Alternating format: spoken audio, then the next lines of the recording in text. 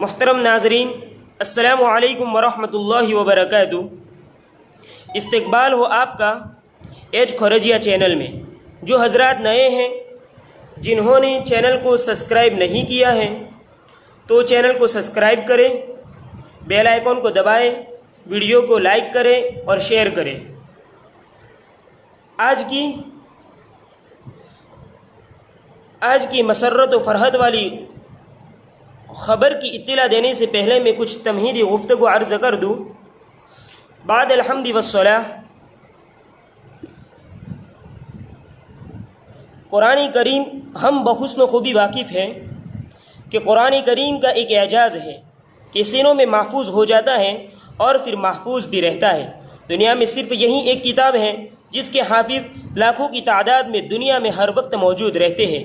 یہ قرآن کریم کی خصوصیت ہے کہ جس کا ذکر خود قرآن کریم نے سورۃ العنکبوت کی مذکورہ آیات سے کچھ پہلے کیا ہے، اور اللہ تبارک و تعالیٰ نے فرمایا ہے کہ قرآن کریم کی آیات اہل علم کے سینوں میں محفوظ رہتی ہے، فی صدور الذین اوتوا العلم۔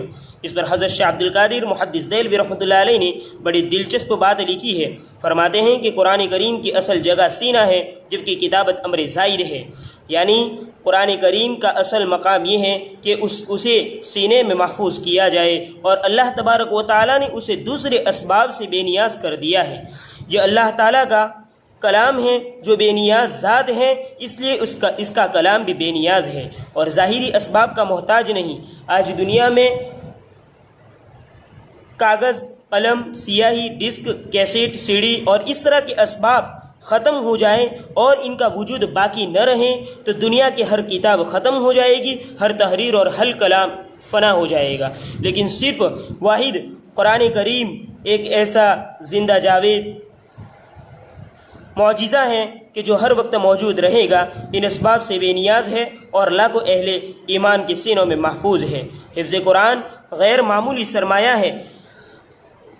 اب بلا کسی تاخیر کے اس مختصر تمہید کے بعد ہم اصل کڑی کی جانب توجہ مبذول کراتے ہیں۔ ہم آج ایک معزز شخصیت کے تذکرے کو ہماری اس چینل پر اشاعت کرتے ہیں۔ آج کا یہ لمحہ بہت قیمتی اور خوش قسمت ہے کہ جس کا ربط عاشق قرآن و حافظ قرآن کے ساتھ وابستہ ہے۔ آج بارگاہ ایزدی میں ہم بارہا حمد و ثنا و اظہار تشکر پیش کرتے ہیں کہ جس نے ہمیں ایسی سپوت سے باخبر کیا جو کلام اللہ سے مربوط ہے۔ اب بطور اطلاع جس شخصیت کی کاوشوں پر نعمت غیر مترکبہ کا وجود ہوا ہے، اس کا نام نامی اسم غرامی عزیزم محمد رضوان فرزند انجمن مرحوم مولانا لقمان صاحب بادرگڑھی ہے۔ موصوف علاقہ پالمپور کی قصبہ بادرگڑھ سے منسوب ہے۔ یہ متعلم درجہ عربی ششم مدرسہ دارالعلوم چھاپی کا سپوت ہے۔ موصوف نے تعطیلات لاک ڈاؤن کے زرین اوقات کو برموقع استعمال میں لا کر تقریباً 5 ماہ کے مختصر عرصے میں اپنے آپ کو حفظ قرآن کی دولت سے سرشار کیا ہے۔ آفرین صدافرین، مبارک ہو مبارک ہو۔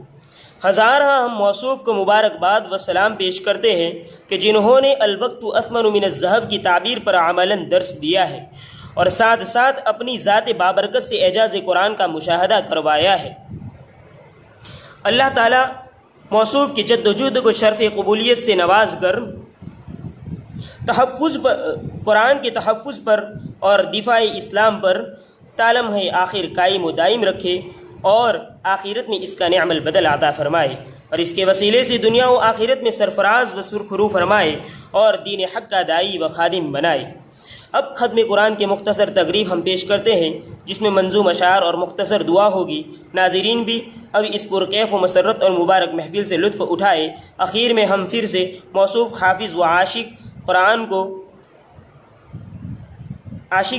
کو ان کے اعزاء و اقارب کو اور متعلقین کو مبارکباد پیش کرتے ہیں۔ آفرین صدافرین۔ مزید برآں واجب الاحترام حضرت الاستاذ مولانا اسلم صاحب صدر مدرس مدرسہ اسلامیہ حنفیہ بادرگڑھ سلمہ اللہ و حفظہ اللہ کو بھی مبارکباد پیش کرتے ہیں۔ وہ بھی ہمارے ممنون و مشکور ہیں کہ جنہوں نے اپنی گناہ و مشاغل سے اوقات کو مبذول کر کے موصوف کے اسباب کی سماعت کے لیے خارج کیے اور تا تکمیل حفظ موصوف کی نگہداشت کرتے رہے۔ ہم انہیں بھی مبارکباد پیش کرتے ہیں اور انہیں بھی سلام پیش کرتے ہیں۔ موصوف کے احساسات ہم کچھ یوں بیان کرتے ہیں، میں قرآن پڑھ چکا تو اپنی صورت ہی نہ پہچانی، میں قرآن پڑھ چکا تو اپنی صورت ہی نہ پہچانی، میرے ایمان کی ضد ہے میرا طرز مسلمانی۔ ہم یہ دروازے کھولیں گے دانش و ادراک کے، ہم یہ دروازے کھولیں گے دانش و ادراک کے، ہو گئی جب آشکارا حکمت قرآن پاک۔ اللہ تعالیٰ موصوف کو حفظ قرآن کی مہارت کے ساتھ ساتھ تفہیم قرآن کا ملک عطا فرمائے۔ عقاب کی پرواز ہے، شاہی کا تجسس بھی عطا کر میرے اللہ۔ والسلام والاحترام۔ مبارک ہو میرے ہمدم، مبارک ہو مبارک ہو مبارک ہو میرے رضوان، مبارک ہو مبارک ہو مبارک ہو میرے ہمدم، مبارک ہو مبارک ہو مبارک ہو میرے رضوان، مبارک ہو مبارک ہو مبارک ہو میرے ہمدم، مبارک ہو مبارک ہو مبارک ہو میرے رضوان، مبارک ہو میرے رہبر، مبارک ہو میرے صاحب، مبارک ہو حفظ قرآن، مبارک ہو مبارک ہو مبارک ہو مبارک ہو میرے ہمدم، میرے ہمدم، مبارک ہو مبارک ہو میرے رضوان، مبارک ہو مبارک ہو مبارک ہو مبارک ہو میرے ہمدم، مبارک ہو مبارک ہو مبارک ہو میرے رضوان، مبارک ہو۔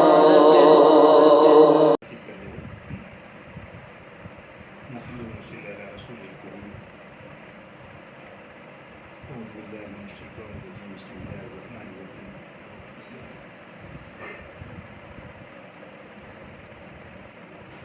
انا نحن نزلنا الذکر وانا لہ لحافظون۔ قرآن شریف کی آیت، اللہ تعالیٰ قرآن شریف میں فرماتے ہیں کہ بے شک ہمیں نے ذکر، مراد اس قرآن شریف ہے کہ ہم نے قرآن شریف کو اتارا ہے اور ہم ہی اس کی حفاظت کرنے والے ہیں۔ لہو لحافظ، ہم ہی اس کی حفاظت کرنے والے ہیں۔ تو جو لفظ عربی میں استعمال کیا گیا ہے حافظ، اللہ تعالیٰ فرماتا ہے ہم ہی اس کی حفاظت کرنے والے ہیں۔ اگر حفاظت جو کی جائے گی کلام اللہ کی، دنیا دار الاسباب ہے، اس کے کوئی کا اسباب ہوا کرتے ہیں، تو حفاظت کس کے ذریعے سے کی جائے گی؟ حفاظو کے ذریعے سے۔ حافظون یہ لفظ ہے، یہ اشارہ اس طرف کر رہا ہے حفاظت کس کے ذریعے سے کی جائے گی؟ حافظوں کے ذریعے سے۔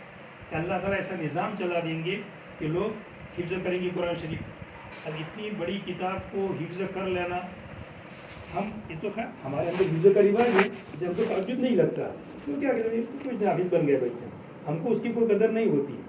مگر دوسری قوموں میں جا کر معلوم کرو کہ اب کوئی مذاہب والے ایسے ہیں کہ اپنی جو مذہب کی کتاب ہے کوئی حافظ ہو، آج تک تورات کو حافظ سنا گیا ہو، انجیل کا حافظ سنا گیا ہو، گیتا کا حافظ سنا گیا ہو کہ فلاں سادھو ہے اور گیتا کا حافظ ہے کوئی ایسے واقعہ؟ ٹھیک ہے کچھ چیزیں یاد ہوگی وہ الگ مسئلہ ہے، باقی پوری اپنی کتاب مذہبی کتاب کا حافظ ہو، ایسے شاید واقعات کوئی اکا دکا کبھی مل گیا۔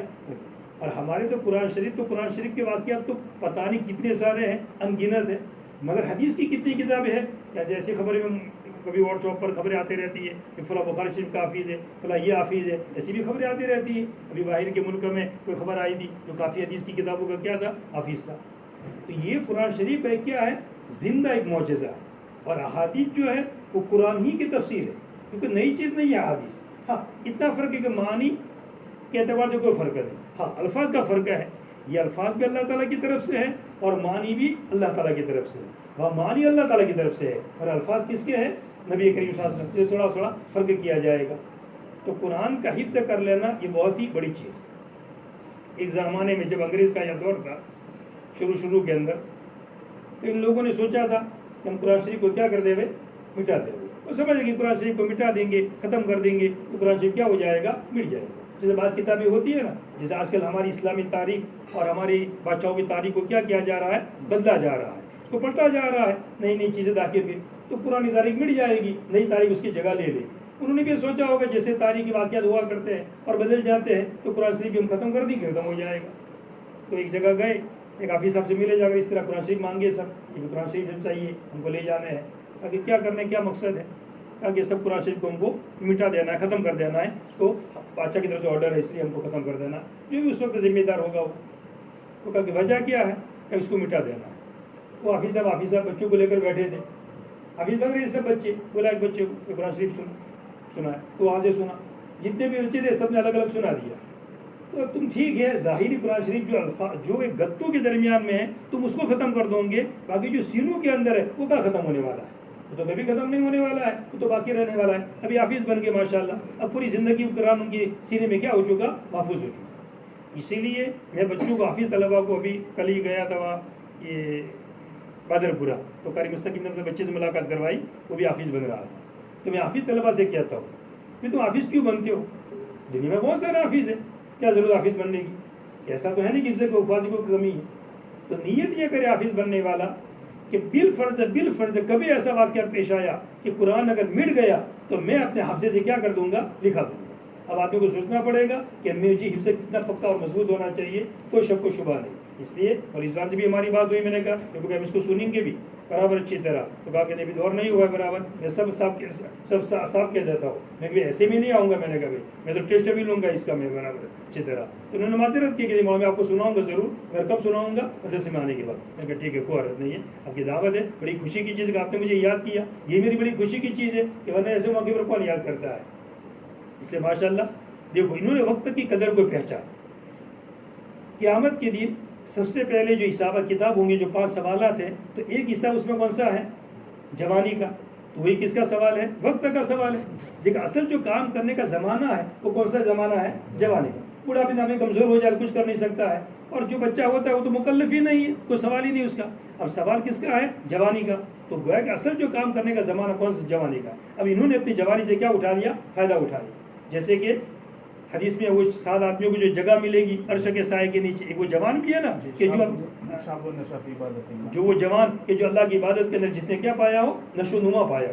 اب یہ جوان اسی کے اندر جو شمار کیے جائیں گے کہ جنہوں نے اللہ قرآن شریف کا پڑھنا یہ اللہ تعالیٰ کی عبادت ہے، بندگی کرنا ہے، اسی کے اندر انہوں نے کیا پایا، نشو و نما پایا۔ یہ ان لوگوں میں سے بن جائیں گے کوئی عرش کے نیچے ان کو کیا ملے گی، عرش کے نیچے سائے ملے گا۔ اور آج من لقمان جو ان کے ابا ہیں جو چلے گئے، خیر واقعہ پیش آ گیا، ان کی روح کو بھی بہت ہی خوشی ہو رہی ہوگی کہ میرا بچہ بھی کیا بن گیا، حافظ بن گیا۔ دوسرا بچہ بھی ماشاءاللہ قریب الحفظ ہے، یہ بھی حافظ بن گئے، اور دوسرا بچہ بھی قریب الحفظ ہو رہا ہے۔ تو یہ ان کی روح کو، اس لیے کہ ابھی آج یہ تفسیر کے اندر وہ پڑھا رہا، مطالعہ کے اندر آیا تھا، ابھی سبق تو کل آئے گا وہ، کہ کسی عمر کی عمر رسید معمر، کسی کی عمر نہیں بڑھتی ہے یا نہیں گھٹتی ہے مگر سب اللہ تعالیٰ کی کتاب میں لکھی ہوئی ہے۔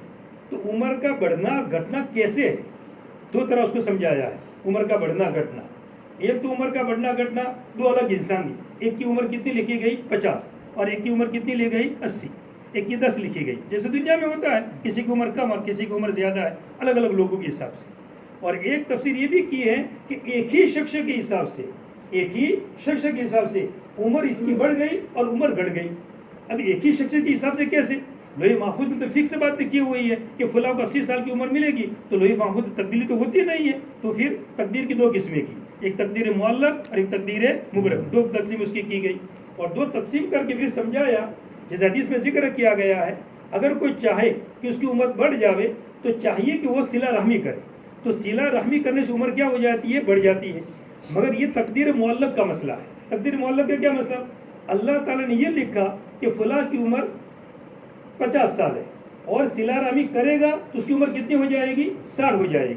اور پھر کتاب میں یہ بھی لکھا ہوا ہے کہ صلہ رحمی کرے گا، سب نہیں جانتے ہیں مگر اللہ تعالیٰ جانتے ہیں کہ صلہ رحمی کرے گا نہیں کرے گا، تو صلہ رحمی کرے گی بھی اللہ تعالیٰ جانتے ہیں، صلہ رحمی کی اب اس کی عمر کیا بڑھ گئی۔ جیسے بات ہے ایسا واقعہ پیش نہیں آتا ہے کہ ایک انسان کیا ہوتا ہے، بیمار ہوتا ہے اور بالکل آخری بارڈر پر پہنچ جاتا ہے، لوگ کیا کہتے ہیں ابھی شاید مر ہی جائے گا، مگر اچانک اچھی صحت مل گئی اور گھومتا پھرتا ہو، لوگ کیا کہتے ہیں کہ کسی کی دعا اس کو کام آ گئی، کہ کوئی عمل اس کا کام آ گیا، تو وہی عمل اس کا کام آ گیا کہ اس کو اللہ تعالیٰ نے کیا دے دی، ایک نئی زندگی دے دی۔ اور ایک دوسری تفسیر یہ کی ہے کہ عمر بڑھ جائے گی، کیا مطلب عمر تو نہیں بڑھنے والی ہے، 50 تو 50 ہی رہیں گے، 60 تو 60 ہی رہیں گے، مگر کیسے بڑھے گی؟ نیک اولاد اللہ تعالیٰ اس کو دے دیں گے کہ نیک اولاد کی وجہ سے اس کو عمل پہنچتا رہے گا. اب جیسے وہ لقمان تھے، اب ان کی عمر کتنی ہوئی؟ زیادہ سے زیادہ میرے خیال سے 35 کے آس پاس ہوگی، شاید نہیں، اس سے بھی کم ہوگی، ہاں 32 کے آس پاس ہوگی. اب عمر ان کو اتنی ملی، اب عمر کم ملے گی تو عمل بھی کم ہوگا نا، ہمارا سیدھی بات ہے. اس لیے حدیث میں بیان کیا گیا ہے کہ حضور سے سوال کیا گیا بہترین آدمی کون سا؟ من طال عمرہ وحسن عملہ، کہ جس کا عمر کیا ہو زیادہ ہو اور اعمال اس کے کیسے اچھے ہو، یہ بہترین عمر ہے. جیسے فضائل اعمال کے اندر آپ روزانہ پڑھتے ہوں گے، ایک واقعہ لکھا ہے نا، 2 صحابی ساتھ میں مسلمان ہوئے اور ایک شہید ہو گئے اور ایک کا انتقال 1 سال کے بعد ہوا. تو آپ نے یہ تو فرمایا وہ پہلے چلے گئے جنت کے اندر جو بعد میں انتقال ہوا، حالانکہ وہ شہید ہوئے تھے مگر پہلے جنت میں نہیں گئے. تو آپ نے کیا فرمایا؟ کیا تم نہیں دیکھتے ہو کہ ان کی نمازی کتنی زیادہ ہوئی، ان کے روزے کتنے زیادہ ہوئے؟ تو عمر جتنی زیادہ ملے گی اعمال کیا ہوں گے؟ زیادہ ہوں گے.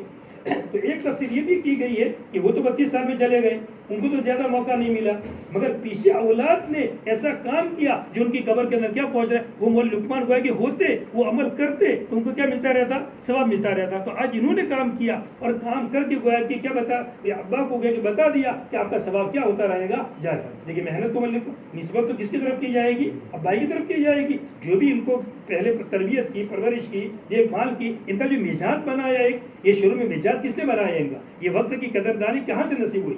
ان کے ابا کی تربیت ہوگی، ان کی امی کی تربیت ہوگی کہ جس کی وجہ سے ان کو قدردانی وقت کی ہوئی. یہ وقت کی قدردانی بڑی اہم چیز ہے. تو نے اپنے وقت کی قیمت کو کیا کیا پہچانا ہے؟ ایک تفسیر یہ بھی ہے کہ پیچھے نیک اولاد اچھا کام کرتی ہے اور ثواب کس کو ملتا رہتا ہے؟ مردے کو ثواب ملتا رہتا ہے. تو یہ عمر کا کیا شمار کیا گیا ہے؟ بڑھنا شمار کیا گیا ہے. اس لیے خیر ابھی کوئی لمبی بات مجھے نہیں کرنا ہے، یہ تو مختصر سی بات میں نے کر لی تاکہ ان کی ایک ہمت افزائی بھی ہو جائے ماشاءاللہ.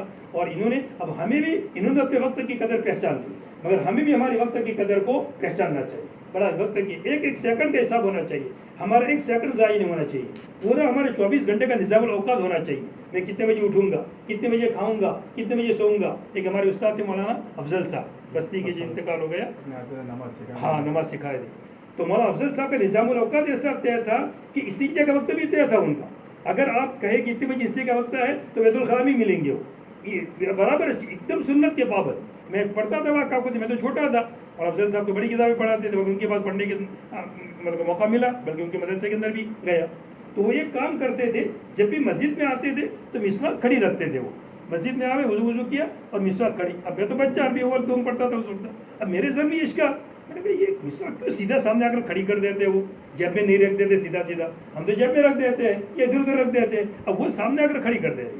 اب مجھے بچہ تھا، خیر سوچتا تھا، مگر جب کتابیں پڑھی پھر مطالعہ تو پتہ چلا کہ مسواک کو کھڑی رکھنا یہ کیا ہے؟ مستحب عمل ہے. کہ مسواک کو سیدھا نہیں رکھنا چاہیے بلکہ مسواک کو کیا رکھنا چاہیے؟ کھڑا رکھنا چاہیے. اسی لیے آپ بوڑھوں کے زمانے میں دیکھا ہوگا کہ مسجدوں کے اندر بعض بوڑھوں کی عادت ہوگی کہ مسواک کیسے کرتے ہو؟ سیدھا نہیں رکھیں گے، مسواک کیا کریں گے؟ وہ کھڑا رکھیں گے. وہ بلکہ بعض کتابوں کے اندر بزرگوں کے اقوال کے اندر ذکر کیا گیا ہے کہ مسواک کو سیدھا رکھنا یہ نسیان کو پیدا کرتا ہے، یہ کچھ تکلیف پیدا کرتا ہے، اس لیے مسواک کو کھڑی رکھنی چاہیے. اور وہ حضرت کا عمل تھا، اگر اس ذہن میں تک میں ایسا حضرت کرتے ہیں تو کچھ بات ہوگی. تو تحقیق پتہ چلا بعد میں کہ مقصد ان کا یہ تھا، مستحب ایک عمل تھا. تو اتنے پابند تھے وہ، ایک مستحب عمل کو بھی چھوڑتے ہی نہیں تھے وہ. اس لیے ہمیں بھی ہمارے وقت کی کیا کرنی ہے؟ قدر کرنی ہے اور پورا نظام الاوقات بنانا ہے. اللہ تعالیٰ ہم سب کو توفیق نصیب فرمائے. اب علی زبان قرآن شریف پڑھیں گے اور قرآن ختم ہوگا. اور قرآن کے ختم ہونے کے بعد دعا کیا ہوا کرتی ہے؟ قبول ہوا کرتی ہے. تو قرآن کی ختم کے بعد انشاءاللہ پھر کیا کریں گے؟ ہم دعا کریں گے انشاءاللہ. اچھا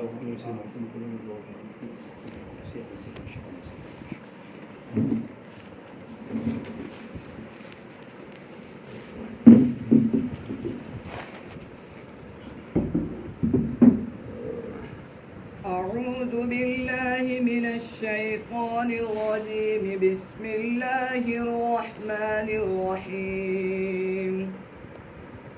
قل هو الله أحد الله الصمد لم يلد ولم يولد ولم يكن له كفوا أحد. بسم الله الرحمن الرحيم. قل أعوذ برب الفلق من شر ما خلق ومن شر غاسق إذا وقب ومن شر النفاثات في العقد ومن شر حاسد إذا حسد. بسم الله الرحمن الرحيم قل أعوذ برب الناس ملك الناس إله الناس من شر الوسواس الخناس الذي يوسوس في صدور الناس من الجنة والناس بسم الله الرحمن الرحيم الحمد لله رب العالمين الرحمن الرحيم مالك يوم الدين إياك نعبد وإياك نستعين اهدنا الصراط المستقيم صراط الذين أنعمت عليهم غير المغضوب عليهم ولا الضالين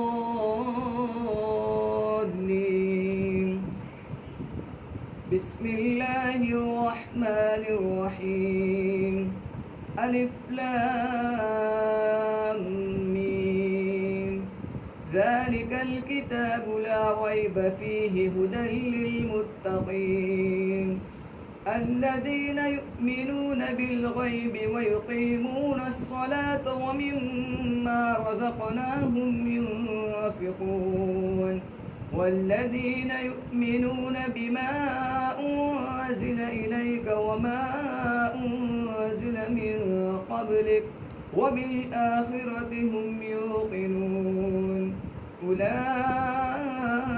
على هدى من ربهم وأولئك هم المفلحون صدق الله العظيم اللهم آنس وحشتي في قبري اللهم ارحمني بالقرآن العظيم واجعله لي إماما ونورا وهدى ورحمة اللهم ذكرني منه ما نسيت وعلمني منه ما جهلت وارزقني تلاوته آناء الليل وآناء النهار واجعله لي حجة يا رب العالمين. ایک بات کہ قرآن شریف میں نے کو ختم کیا اور سورہ ناس پڑھی پھر شروع میں آ گئی. کفار اسی طرح کرتے ہیں سب ختم پہ وہاں پہ ایسا کیوں کرتے ہیں؟ وجہ اس کو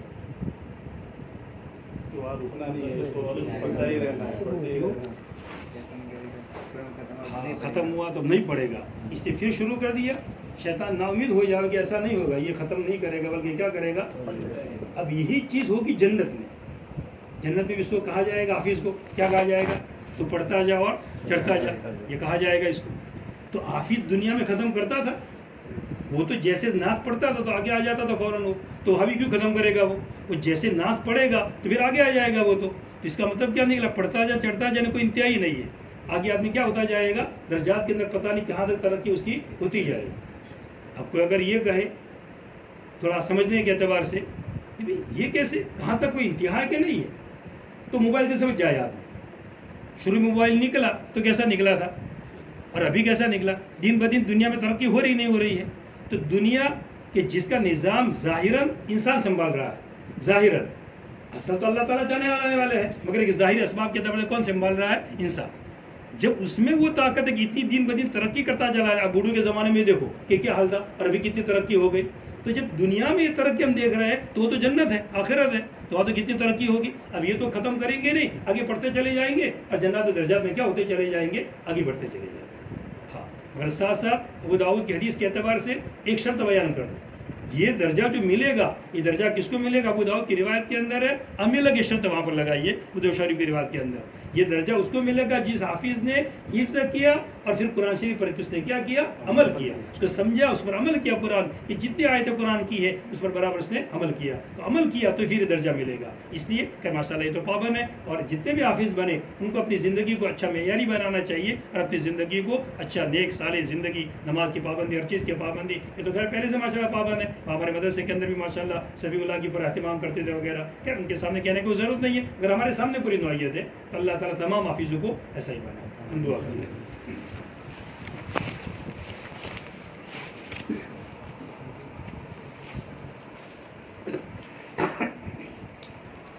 الحمد للہ رب العالمین الحمد للہ رب العالمین الرحمن الرحیم مالک یوم الدین مالك يوم الدين سبحان الملك القدوس سبحان ذي الملك والملكوت سبحان ذي العزة والعظمة والهيبة والقدرة والكبرياء والجبروت سبحان الملك الحي الذي لا ينام ولا يموت سبوح قدوس ربنا ورب الملائكة والروح سبوح قدوس ربنا ورب الملائكة والروح سبوح قدوس ربنا ورب الملائكة والروح اللهم صل على محمد وعلى آل محمد كما صليت على إبراهيم وعلى آل إبراهيم إنك حميد مجيد اللهم بارك على محمد وعلى آل محمد كما باركت على إبراهيم وعلى آل إبراهيم إنك حميد مجيد جزا الله عنا محمدا ما وأهله صلى الله عليه وسلم جزا الله عنا محمدا ما وأهله صلى الله عليه وسلم جزا الله عنا محمدا ما وأهله صلى الله عليه وسلم نستغفر الله الذي لا إله إلا هو الحي القيوم ونتوب إليه نستغفر الله الذي لا إله إلا هو الحي القيوم ونتوب إليه نستغفر الله الذي لا إله إلا هو الحي القيوم ونتوب إليه ربنا آتنا في الدنيا حسنة وفي الآخرة حسنة وقنا عذاب النار وقنا عذاب القبر وقنا عذاب الحشر وقنا عذاب الدين وقنا عذاب الدين وقنا عذاب الدين اللهم إنا نسألك العفو والعافية في الدنيا والآخرة اللهم إنك عفو كريم تحب العفو فاعف عنا اللهم إنك عفو كريم تحب العفو فاعف عنا فاعف عنا فاعف عنا يا إله العالمين يا رب العالمين يا ذا الجلال والإكرام یا حی یا قیوم یا اللہ ہمارے چھوٹے بڑے تمام گناہوں کو معاف فرما دیجیے اے میرے مولا یہ قرآن شریف کے ختم کی مجلس ہے اے میرے مولا اس بچے نے قرآن شریف پر حفظ کر لیا اور کچھ ہی مختصر وقت میں کر لیا اے میرے مولا اس کو قبول فرما دیجیے اے میرے مولا اصل قبولیت ہے آپ نے قبول فرما دیا اس بچے کا بھی بیڑا پار ہو جائے گا اس کے والد صاحب کا بیڑا پار ہو جائے گا اور پوری مجلس کا بیڑا پار ہو جائے گا اے میرے مولا مسلم لوگوں کا بیڑا پار ہو جائے گا اے میرے مولا اس پڑھنے پڑھانے کو قبول فرما دیجیے اے میرے مولا اخلاص نصیب فرمائیے الہیت نصیب فرمائیے اے میرے مولا عمل کا اندر اصل اخلاص ہے اے میرے مولا اخلاص کے ساتھ کام کرنے کے توفیق نصیب فرمائیے اے میرے مولا اس بچے نے جو قرآن شریف حفظ کر لیا ہے اس پر اس کا عامل بھی بنا دیجیے عمل کرنے والا بنا دیجیے قرآن شریف کا سمجھنے والا بنا دیجیے اے میرے مولا کلام آپ کا کلام ہے اس کی گہرائیوں کے اندر اترنا اس کی تہ تک اترنا ہمارا کام نہیں ہے ہم تو ظاہری اعتبار سے جو مفسرین لکھتے ہیں ہم تو اس بات کو مان لیتے ہیں اس بات کو ہم سن لیتے ہیں اس پر عمل کرنے والے بن جاتے ہیں باقی اس کی گہرائیوں میں اترنا یہ ہمارا کام نہیں ہے یہ آپ کا کلام ہے میرے مولا اس کی گہرائی تو پتہ اس وقت چلے گا جب کہ آپ خود اپنے کلام کو سنائیں گے اور پتہ چلے گا اس کلام میں کیا کیا گہرائی ہے کہ ایک لفظ آگے پیچھے تھوڑا ادھر ادھر تو کتنا فرق پڑ جاتا ہے اے میرے مولا ہم اس کی حقیقت کو نہیں جان سکتے ہیں اے میرے مولا لقمان صاحب آج اس مجلس میں ہوتے تو بڑی خوشی کا اظہار ہوتا ہو اے میرے مولا وہ آپ کے پاس آ گئے ان کی مغفرت فرما دیجیے ان کی قبر کو نور سے منور فرما دیجیے اے میرے مولا ان کی مغفرت فرما دیجیے اور ان کے ساتھی اس وقت اور بھی تھے اے میرے مولا ان کی بھی مغفرت فرما دیجیے اے میرے مولا جتنے بھی قبروں میں جا چکے سب کی مغفرت فرما دیجیے جن کا بھی خاتمہ ایمان کے پر ہوا ہے اسلام کے ایمان پر خاتمہ ہوا ہے سب کی مغفرت فرما دیجیے مولانا سلیمان صاحب بھی بیمار چل رہے ہیں ان کو شفا کاملہ عاجلہ دائمہ مستمرہ نصیب فرما دیجیے اور جتنے بیمار ان سب کو شفا کاملہ نصیب فرما دیجیے اے میری مولا یہ بیماری دنیا میں جو پھیلی ہوئی ہے یا اللہ اس کو ختم فرما دیجیے اس بیماری کو ختم فرما دیجیے اے میرے مولا یہ ہماری کوتاہیوں کا نتیجہ ہے ہمارے گناہوں کا نتیجہ ہے کہ ہم نے وقت کی قدر کو نہیں پہچانا اے میرے مولا اس بچے نے وقت کی قدر کی ہے میرے مولا ایک آدمی بھی عمل اچھا کرتا ہے اور آپ کیا قبول ہو جاتا ہے اس کی پورے برکت سے پورے عالم میں انقلاب آ جاتا ہے اے میرے مولا اس کی برکت سے اس کلام اللہ کی حفظ کی برکت سے پورے عالم میں انقلاب لا دیجیے اس بیماری کو ختم فرما دیجیے اے میرے مولا مدارس ویران ہیں خانقاہیں ویران ہیں حرمین شریفین جو بھرے پڑے رہتے تھے یہ میرے مولا پاؤں رکھنے کی جگہ نہیں ہوتی تھی وہ بھی خالی پڑے ہوئے ہیں اے میرے مولا مسجد حرام میں جانا مشکل ہو رہا تھا میرے مولا خالی پڑے ہوئے اے میرے مولا آباد فرما دیجیے عمرے کے سلسلے کو جاری فرما دیجیے کتنے لوگ عمرے کے تمناؤں لے کر کے بیٹھے ہوئے ہیں جا نہیں سکتے ہیں اے میرے مولا حالات کو درست فرما دیجیے اے میرے مولا حالات کو درست فرمانے والے آپ ہیں اے میرے مولا مرض بھی آپ کی طرف سے ہے شفا بھی آپ کی طرف سے ہے اے میرے مولا مرض بھی آپ کی نعمت ہے شفا بھی آپ کی نعمت ہے میرے مولا مرضوں کو نہیں سہار سکتے ہیں اے میرے مولا ہم شفا والی نعمت کے طالب ہیں اے میرے مولا شفا والی نعمت رحمت نصیب فرما دیجیے، دنیا کے حالات کو درست فرما دیجیے، تمام ملکوں کے حالات کو درست فرما دیجیے۔ اے میرے مولا ہم سب سے راضی ہو جائیے، یہ پورے مجمع کا جو بیٹھا ہوا ہے ہر ایک کے دل میں کوئی نہ کوئی جائز مقاصد ہوں گے۔ اے میرے مولا جو بھی ساتھیوں کے دلوں میں جو بھی مقاصد ہے اس کے پورا ہونے کے لیے غائبانہ صورتیں پیدا فرما دیجیے، جو مقروضین ہیں ان کے قرضے کی غیر شکلیں پیدا فرما دیجیے، جو بے گھر ہیں ان کے گھروں کا انتظام فرما دیجیے۔ اے میرے مولا ان بچوں کے بھی گھر کا انتظام کرنا ہے، ان کا بھی گھر بنانے کی فکر ان کے ماموں کر رہے ہیں، میرے مولا اس کو بھی تکمیل تک پہنچا دیجیے میرے مولا۔ اور ان بچوں کی جو فکریں کرنے والے ہیں ان سب کو عمر کے درازی نصیب فرمائیے، ان کو صحت نصیب فرمائیے۔ اے میرے مولا جب تک کہ اپنے پاؤں پر بچے کھڑے نہ ہو جائے میرے مولا جو بھی ان کی فکریں کرنے والے ہیں میرے مولا ان کی عمر کے اندر صحت نصیب فرمائیے، درازی نصیب فرمائیے، ان کو صحت اور قوت کے ساتھ رکھیے، ان کے مال میں برکت نصیب فرمائیے، ان کے جان میں برکت نصیب فرمائیے۔ میرے مولا ہم سب سے راضی ہو جائیے، پورے مجمع سے راضی ہو جائیے۔ میرے مولا ہمارے والدین کی جو قبروں میں جا چکے ہیں ان کی مغفرت فرما دیجیے، اور جن کے والدین بقید حیات ہے جب تک ان کی زندگی مقدر میں صحت کے ساتھ رکھیے، قوت کے ساتھ رکھیے، کسی کا محتاج نہ بنائیے میرے مولا، میں کسی کا محتاج نہ بنائیے۔ اے میرے مولا جو مانگا وہ بھی ہمیں عطا فرما دیجیے، جو مانگنے سے رہ گیا وہ بھی عطا فرما دیجیے۔ اور نبی کریم صلی اللہ علیہ وسلم نے، صحابہ کرام نے، اولیاء اللہ نے، محدثین نے، فقہاء کرام نے جو خیر کی دعائیں مانگی ہیں ہمارے حق میں قبول فرما لیجیے، اور جو شرور و فتن سے بننا چاہیے اس سے ہماری پوری حفاظت فرما دیجیے۔ نبی کریم صلی اللہ علیہ وسلم کے صدقے توفیق کے اندر ہماری دعا کو قبول فرمائیے۔ وصلی اللہ علی النبی الامی، سبحان رب العزۃ عما یصفون، وسلام علی المرسلین، الحمد للہ رب العالمین۔